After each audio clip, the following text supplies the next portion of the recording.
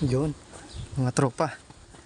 Meron tayong hydraulic pump dito, gear type, fixed displacement. Bale, naputol yung spline. Pareha siya, sabay naputol. Bale, may pamalit na ako dyan. Dalawa. Ang kaya lang mangyari, yung isa ayaw na palang umikot, stuck up. Tapos may nakita ako mga rebaba dito sa loob. Kaya wala, hindi na ito pwede. Hindi na yan pwede. Sigurado yan na sira na yung loob niyan. Yeah. Kaya hindi na ito natin magagamit yung isa. Itong isa maganda pa naman siya. Sana hindi nadali yung loob. Titingnan natin. Tapos papalitan natin ng panibago. Tapos alamin natin kung bakit naputol yung mga shaft nito sabay. Ito isa control nga pala ng JD 705 Komatsu grader. Titrace ko pa kung bakit naputol, pero gagawin ko na muna ito ng paraan. Tapos papabili tayo ng bago nito. Sige guys, bali ito yung naluwagan ko na. Tingnan natin.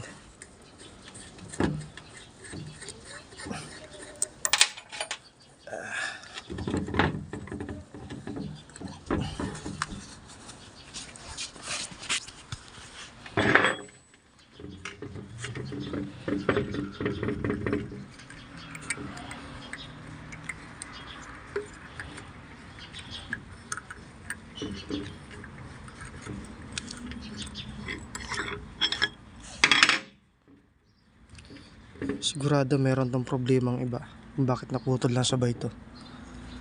Siguro nag-stack up lahat ng control, pero hindi naman siguro.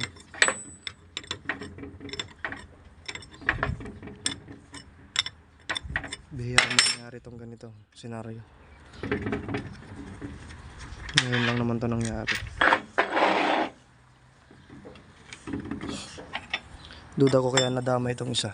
Pag-stack up siguro itong isa. Nadama itong isa. Kasi magkasabayan eh. Isa lang ginagampanan nila. Lahat sila ay isasabli ng grader.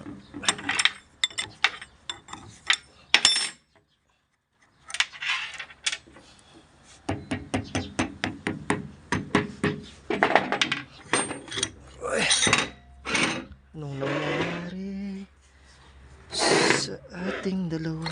Ay, lambot ah.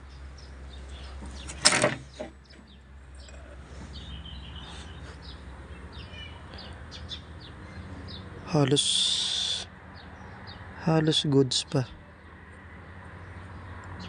May guhit siya dito.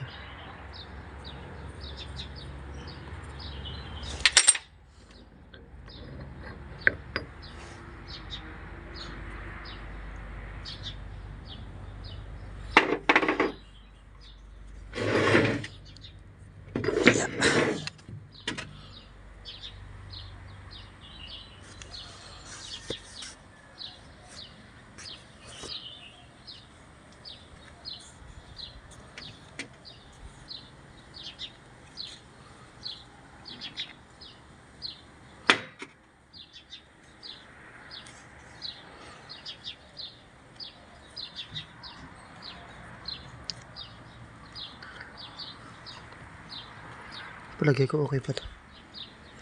Yung ating okay pa. Ito ko yung isa.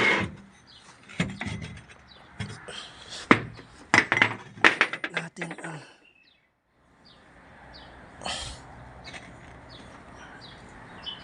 wala siyang tama. Talaga nagpasala. Kabit na natin.